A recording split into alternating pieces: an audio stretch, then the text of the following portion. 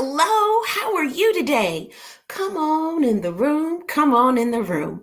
Hello to all of my Facebook saints, my YouTube saints, and my Sunday school dropouts. I hope you've had a wonderful and fabulous day, and I cannot wait to talk to you. If this is your first time joining us, welcome. We love having new people. Make sure to tell us where you are from and that it's your first time so we can show you some love because every Sunday we just have a big old family reunion at 9 p.m. Eastern. Also, make sure to follow, subscribe, or share this video or any other videos that you like that I tend to post. Feel free to share. I want our family to grow. So if there's something on here that you like, share it. Tag people, whatever you need to do so that our family can be just on Sundays or whenever we just have a great big old family reunion. Now, you know the drill. As you come into the room, you've got to let me know that you are here. So let's see here. Hold on, the comments. Oh, I love it. The comments came in fast. Okay, Melanie, greetings and salutations to you as well. Hello, Sister Harris. And you, ma'am, need to check your email first thing in the morning. I've got something for you. Let's see here, Miss Margaret Ann from Tampa. How are you? Hello, Miss D. I hope you got a nap. I know you were sleepy this morning. And let's see here, Pam from Texas. Hi, my Faith. And Melissa and Christine, I hope all is well with you. Let's see here. Miss Barbara says, hello from Long Island. Long Island. Am I saying Long Island? I'm going to get that accent one day. I'm off from work tonight. That's a won't he do it. Well, you just sit back, relax, and enjoy yourself. How about that? Thank you. And thank you, Margaret Ann, for sharing the live. Thank you. Let's see here. Hi, my Ro. Good evening. Did you survive the mystery bug in the car? I did. And I should have continued recording because, well, no. Somehow I would have injured myself. There's no way I could have held my phone and used a pen to kind of flick it out of the window. Something would. So I took a pen and just kind of, I didn't hurt it, but I flicked it a little bit, and it landed on the actual window. So it got worse before it got better, but then it flew off. So yes, the car is still in one piece, and it's with me. I did not give the keys to the bug. A lot of people actually said that was a stink bug. Okay, now listen. Y'all keep telling me all these different critters that I run into are stink bugs. Were there different species of stink bugs? Because if so, what was in my window today, that must have been a stink bug's bigger and badder cousin. Okay, because that thing was huge. Huge. It didn't, and the design on its back, it didn't look like the stink bugs that normally show up on my porch. So just tell me, are there different? Do we have cousins? Because if so, that was Debo. Debo was in my window today. Well, listen, I'm actually glad that you asked me about the bug. And for anyone who doesn't know what we're talking about, if you go back and look, right before this video, I was waiting on my daughter who was doing softball practice, and a bug just decided to come over and say hello. I do not know why the hospitality committee for bugs always ends up around me. I don't need to feel greeted or welcomed. I don't. I'm fine. You stay over there. I'll stay over here, and we'll be good to go. Let's see. Hi, Terry. How are you? Well, okay, you need prayers. Please make sure you remind me at the end of tonight, and we definitely will put you on the prayer list. But speaking of bugs, I do want to share with you all a very interesting couldn't be me. Okay. This one is so deep that I had to write it down. Couldn't be me, for anyone who doesn't know, just means if it were you in that same situation I'm about to describe, it couldn't have been you. There's no way the situation would have happened the same way had you been in it. Okay? Miss Christine, thank you for keeping me on task. And no, ma'am, I have not finished all my homework. After my live tonight, I'm going to get a little snack and go right back at it. Okay. So yes, I still have some work to do. Let's see here. Okay. All right, Katie, at the end of tonight, when I say, okay, y'all, let's talk about prayer requests, make sure to tell me, and we will definitely put that out there, okay? But are you all ready for this? Couldn't be me? Let me clear my throat for this.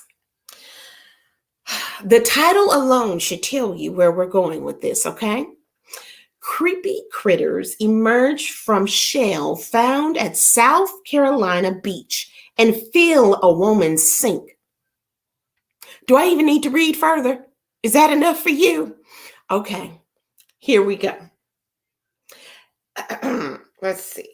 Dozens and dozens of green worm-like critters emerged in a woman's sink after she took home a seashell from a South Carolina beach, she says.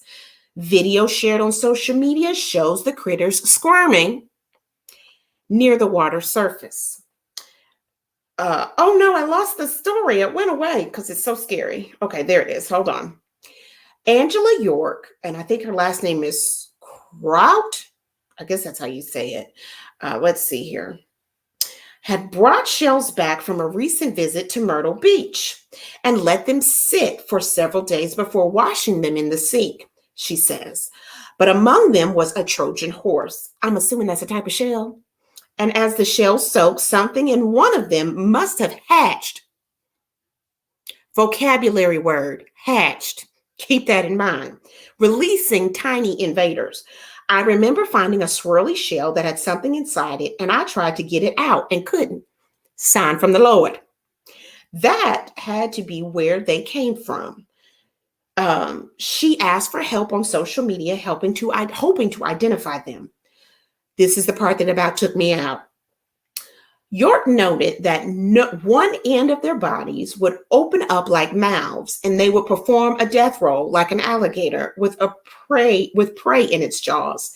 Some of the sink dwellers seemed to have teensy-weensy worms swimming inside them around their heads, which she called creepy. Ugh, okay, I'm sorry, I'm starting to itch. Okay. In many years of shell hunting, I have never seen such. Plenty offered suggestions on what it could be. And then they list all these different suggestions. Looks like slimy, wiggly green beans, one commenter said. It's getting worse, you all. You need to let them grow to see what they are going to become, said another. There's lots of couldn't be me's in this. I know. Just hang in there. Others had more dramatic thoughts. So this is how it all ends? Okay, this is the part that took me out again.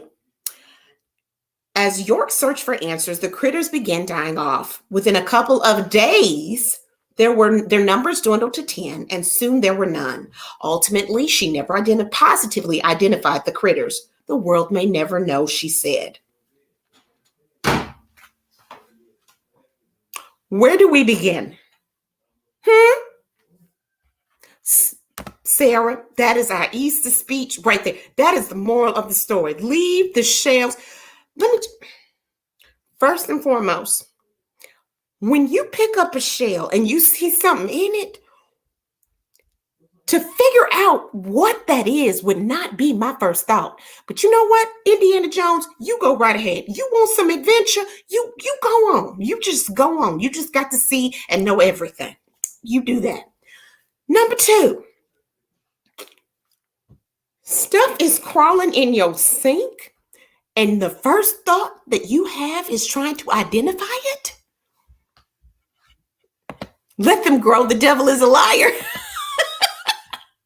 I've never bringing another shell home. I know. I can't do it. This story right here, and I love Myrtle Beach. I bet you one thing, all of the shells are going to stay on the shore. But what took me out was the fact that, okay, Tammy, speak it, Tammy, house for sale. You know what? All the worms can have it. You just going to let them just grow in your sink? We just gonna turn our whole house into a science lab. That's what we're gonna do, huh? That's what we're gonna do. Why is my daddy calling me right now? I should pick up and embarrass him, but I won't. I'll act right. And then people are telling you to let it grow. Now, listen, I believe there's a place on this earth for everything, that God didn't create anything. God did not create any junk, and everything on this earth has its place. But my kitchen sink is not where you will be. Do you understand? How many of you all would say, couldn't be me? Couldn't be me.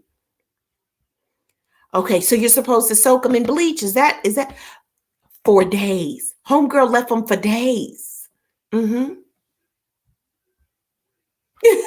Regina said, couldn't be me from the first word. Do you not know if I would have come in my, what my actual thought is? Because I have anxiety. Having anxiety and an imagination sometimes could be deadly. Could you imagine if you had gone on a trip and you were driving, well, you picked up those shells and you put them in your car, and let's say you had about a 4 or 5 hour drive to get back home, and it hatched in the car instead of hatching in the sink. Could you imagine? Could you? First of all, the car? I'm itching. Okay, we got to stop talking about this. Oh, you just told my daddy you called. I called him out. Thank you, Mama. Thank you. I appreciate that. Tell him I'll call him back. Margot says, I lived in Guam as a kid. We had poisonous critters and shells. All the shells went in bleach before we messed with them. Why? Okay, how about we just don't mess with the shells? Ooh, I'm itching. Oh, couldn't be me. Daniel said, throw the whole house away. Throw it away. I understand. Angel said, answer your daddy. Y'all, y'all really want me to put my daddy on the live over the phone? That could be deadly for us all. Okay. But if we have a few minutes at the end, I will. Yes, you're itching too. Okay. Well, we're going to move on. We're going to move on because that's a bit much. Okay. So I think it's safe to say couldn't be me applies to all of us. Okay. Now, I did something a while ago, and I still had a few stories left, and we can still do this. This is my personal email address. Okay. So I still do check this. And if you want to participate in what we are about to do, this is the email address that you need to send your information to. But during COVID, everybody was at home. And so I was trying to think of things to just keep people's minds off of the situation we were in. And so we started something called Ask Brandolyn, and you could write in an email, and I removed all personal information, and I would shorten it, but making sure that as an audience or as a group, we understood the story without giving away personal information or telling too much. And I think there's still like 2 or 3 letters that I have not read. And so if you want to participate, you can, but here are the game rules, the rules of this. Whatever you send me, I'm going to read it if I feel like it's appropriate. There's no judgment here whatsoever. Okay. And so that goes both ways. We will not judge you because we are family. We will tell you if you're in the wrong, though. That we will do. We have done before. And we also share with you some of our stories. So, it's a reminder that you are not alone. Thank you, Miss Christine. This is Sydney's picture. We've shown this one before, but I just grabbed it because it does scream fall to me. So this is Sydney's picture. She's upset at me because she didn't want me to show this one, but I love it. It's actually one of my personal favorites. It just says fall. So thank you for noticing that. And I'll make sure to tell her that you noticed her picture. Okay. So tonight's we're going to do an Ask Brandolyn. I'm going to read to you this story, and we're going to give this person some advice. Okay, are we all ready? Are all hearts and minds clear before I start reading? Here we go. I personally have titled this The COVID Crasher. Okay, but we'll see. Here we go. Please tell me if I'm being unreasonable. Okay, keep in mind you asked. My mother-in-law moved in at the beginning of COVID. This was not my decision, and I had serious concerns.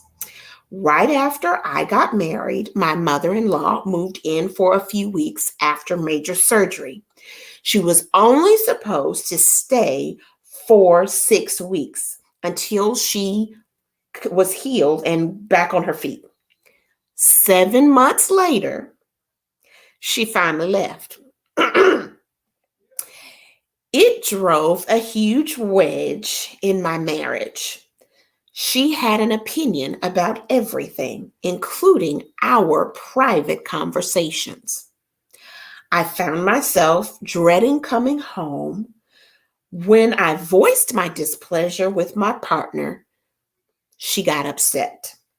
I believe in helping family, but I would never let my family do anything like this. She moved back in because of COVID. I hate to do this to my partner, but she will have to choose between me or her mom.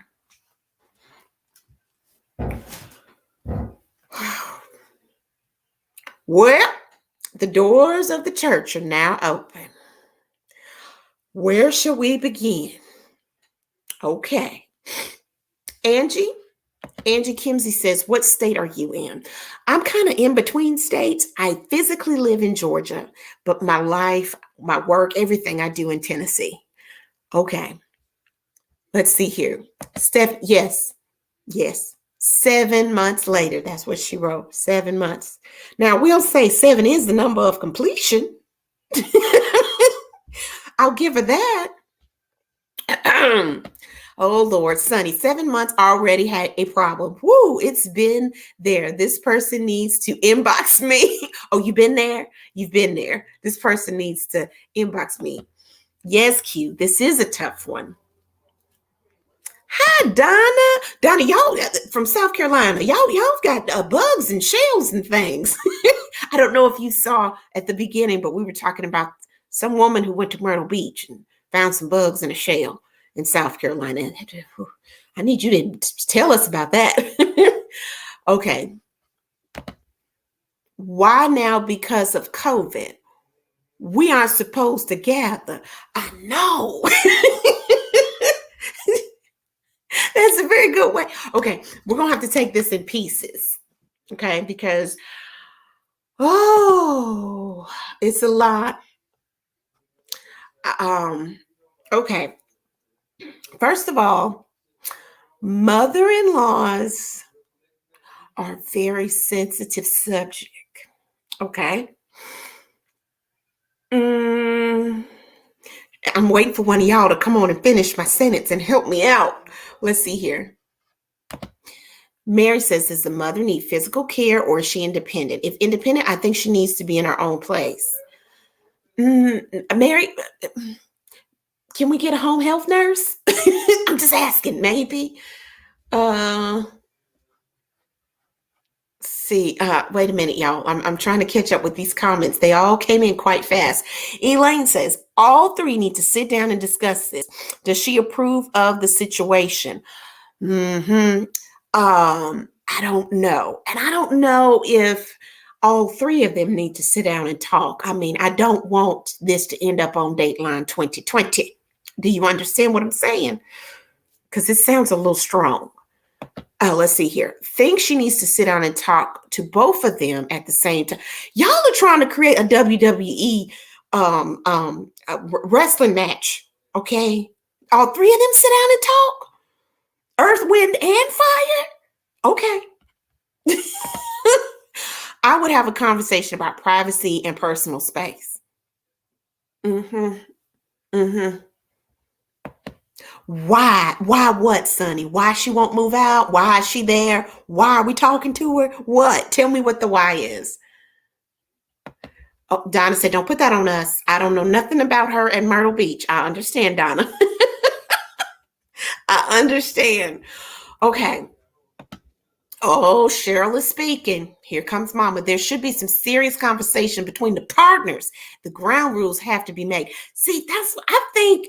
before we include the mother-in-law, because here's the thing, the conversation could possibly backfire on the person who is complaining, because the partner, the spouse, and the mother-in-law could gang up on the partner that's complaining. And then you got a bigger issue. I think the partners need to sit down and talk. And from the tone in this letter, something tells me this person doesn't know how to talk. And if you're on here,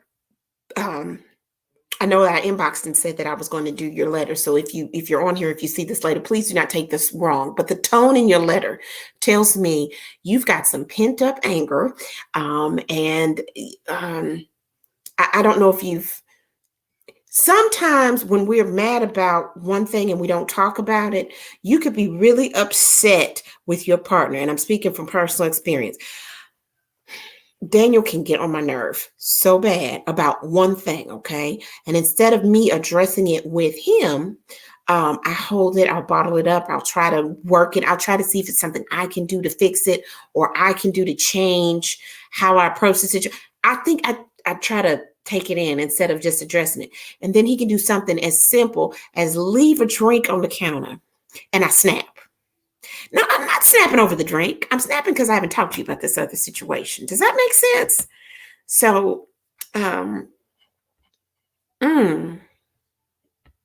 it's we got a lot going on. Okay, so wait, I'm trying to catch up. The comments came in. Frustration can cause communication issues. Yes.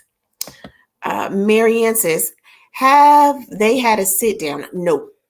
The only conversation that she tried to have a conversation with her spouse, and that did not work. And so that's where we are. Hi, Kelly, and hello, Miss Betty. I'm glad that you're here. Let's see here. Okay, so let's back up and let me ask you all this. Don't name any names.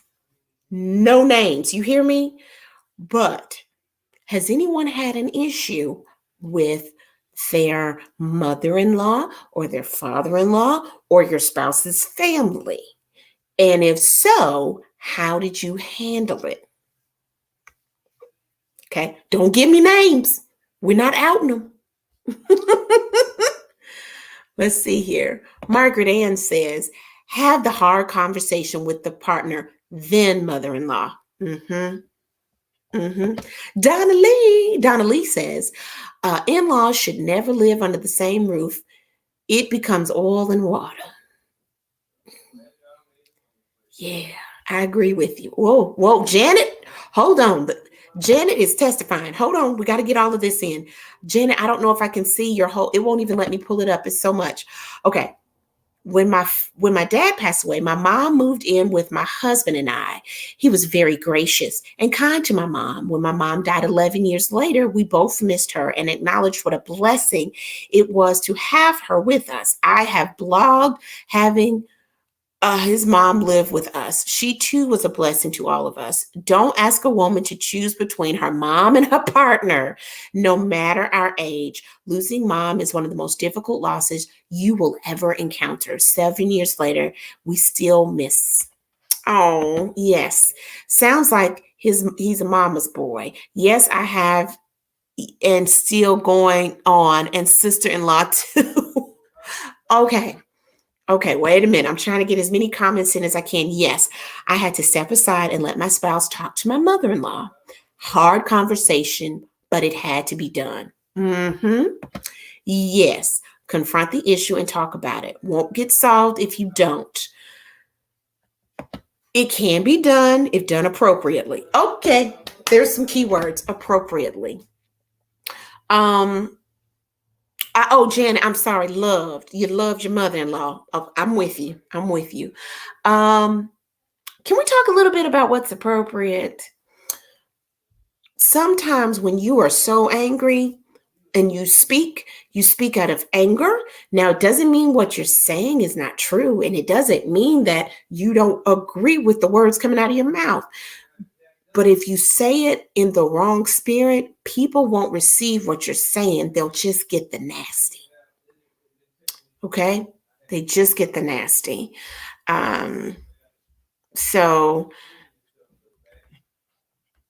so you gotta talk appropriately. I personally think you need to talk to your partner first because y'all got to be on the same page.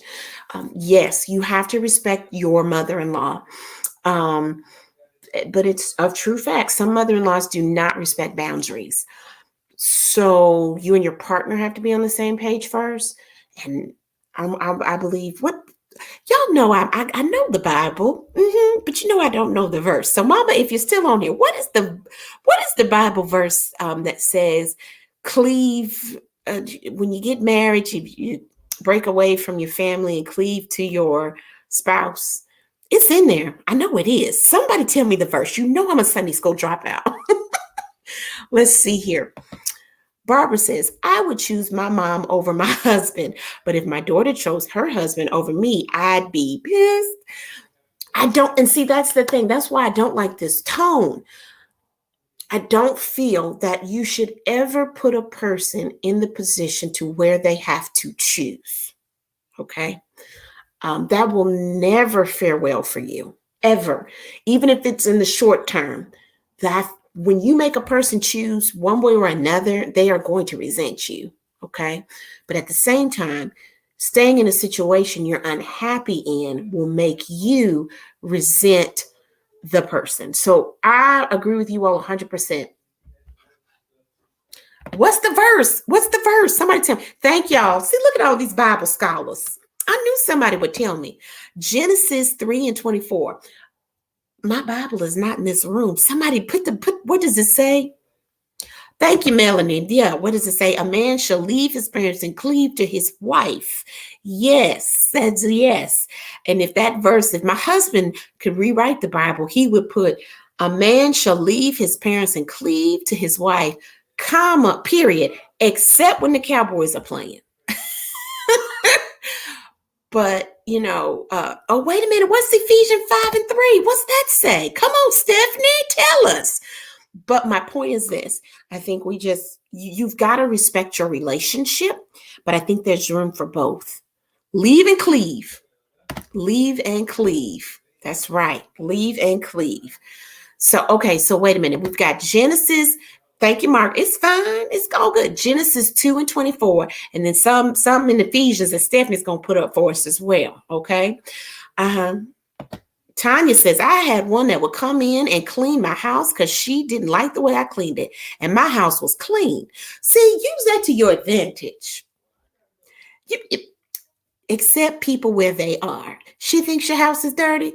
You know what? I'm going to make sure it's dirty when she get over here. How about you wait till that weekend where you've done all the ripping and running. You haven't had a chance to really clean the house the way you want to. You've been dealing with children, your husband, y'all been ripping and running. Let her come over that weekend because you're tired. You just go ahead, let her clean up. Go ahead, clean.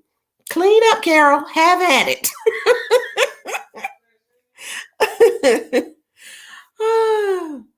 Wait a minute. Who's thinking about Ruth and Naomi? I don't know, Mary, but sounds like you in the Sunday school dropout class with me.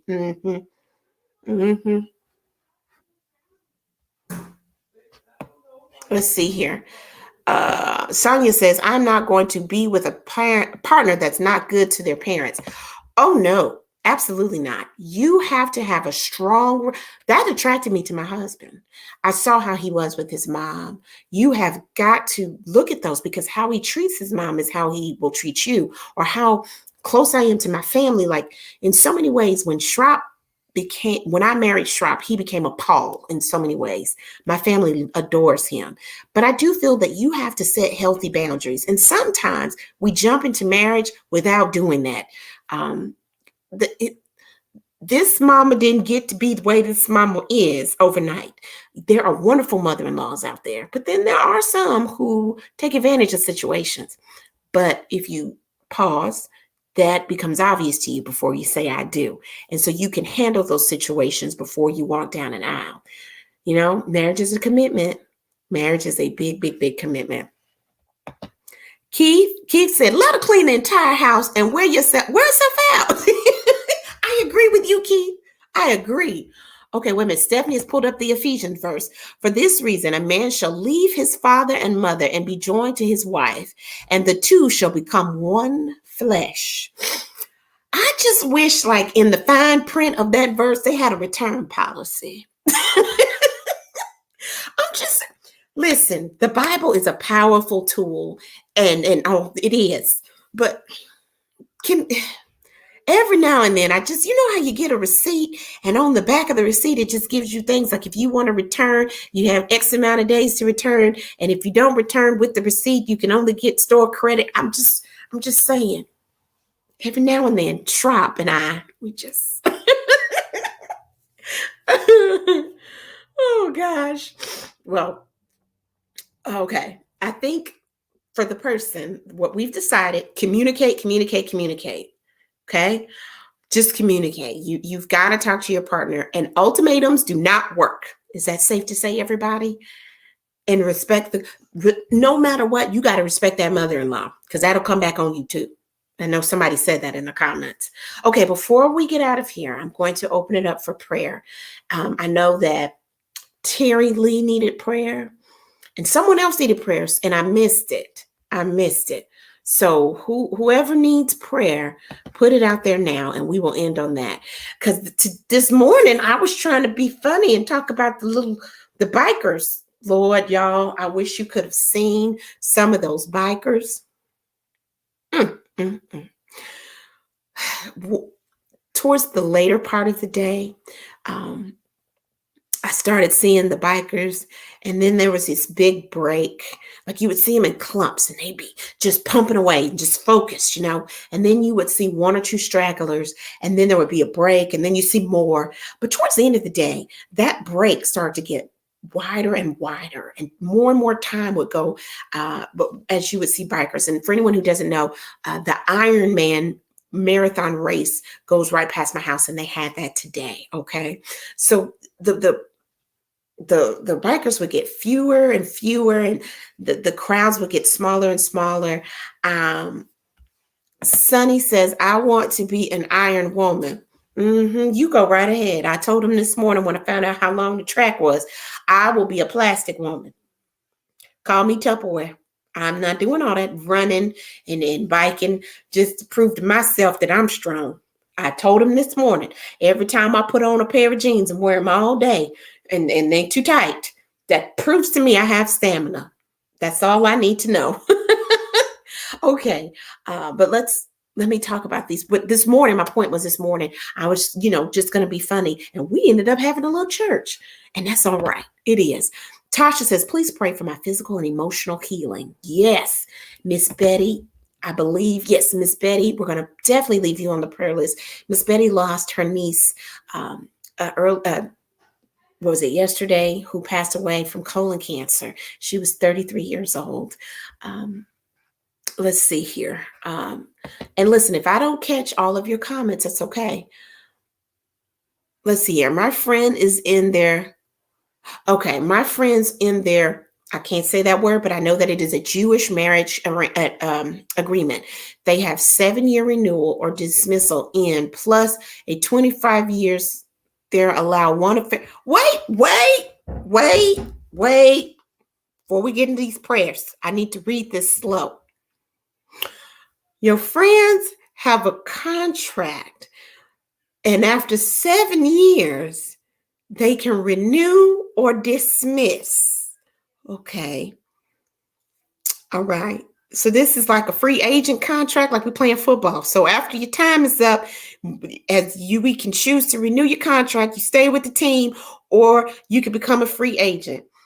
And then if you stay for 25 years, they allow one affair just to see if there's something they like. Let me tell you something. I've been married. It'll be 15 years in April. Okay. I don't need an affair to see if I like my husband. I have trained him well for the past 15 years. I've almost got him fully trained. I don't have time to go out there and try to figure out if I can train somebody else. That's cute. That's nice. I'm not knocking Jewish tradition. I wish I might have thought about the 7-year part. That I like. But after the 7 years, wow. Okay, I'm sorry. Let me focus. Whew, that was a lot, Melanie. Squirrel. Okay, I'm back. Okay, hold on. Let me get back in these comments because you done messed me all the way up, Melanie, with this contract. I'm gonna have to ask Daniel. I might get him on the live, see if we can do a contract like that. We'll see how that conversation goes.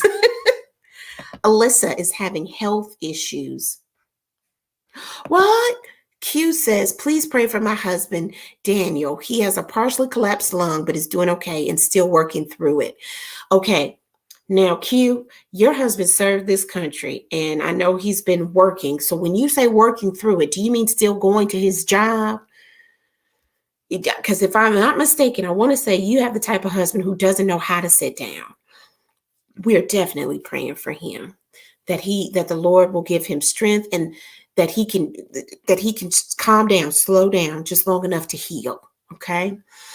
So we got a lot of health issues. And Barbara says, going back to work tomorrow, started to hate my job, but I have 3 years to retire. Please pray for a no stress week.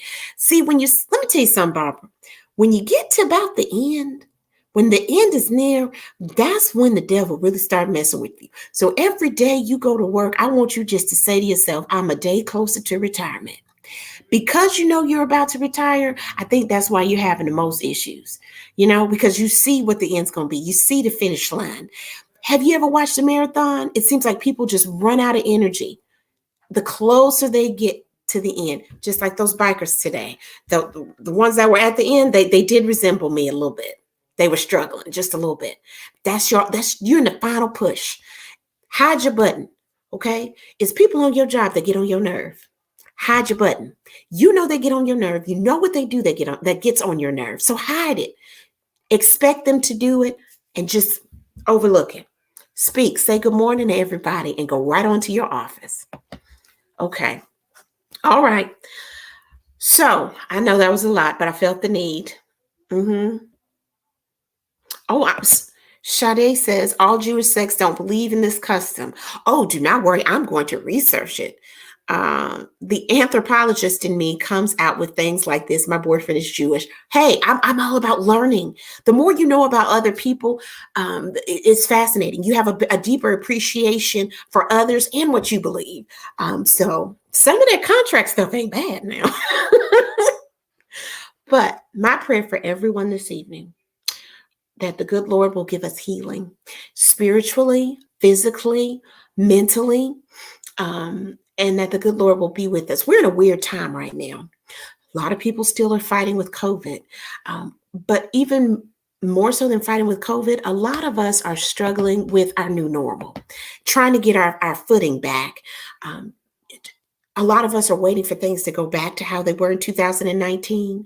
So I'm just asking that the good Lord keeps his hands around us and that he opens doors and paths for us to walk down. My daddy said something so powerful today, and I know I can't say it as eloquently as he did. And I know we've said this on here before, but the Lord is always going to do one of two things. He's either going to give you the strength to get through what you're going through, or he'll take you out of the situation. But regardless to which one he does, whether he gives you what you need to endure where you are, or if he takes you out of it, either way, you have an opportunity to become closer to him. So just continue to pray. Continue to pray. Y'all, sometimes I go through stuff. I got to pray every 5 minutes. If literally, even if it's in your mind, you don't have to sit down on your knees and put your hands together and do this long Father God prayer. Sometimes all you got to say is, Lord, help me. Lord, help me. You know my heart.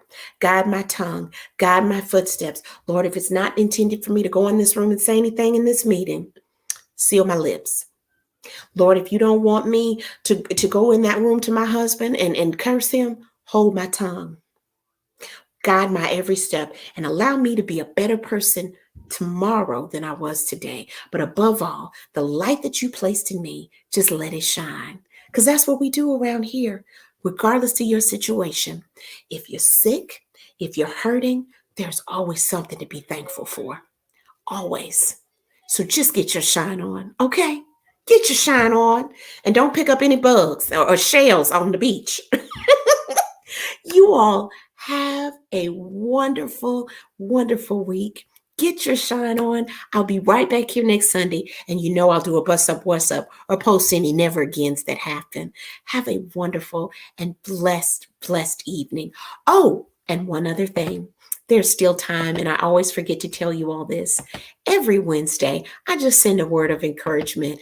If you would like to be on my mailing list, just go to www.bsharp.com and sign up for the mailing list on Wednesday mornings. I just send you something, either it's funny, uplifting, word of encouragement.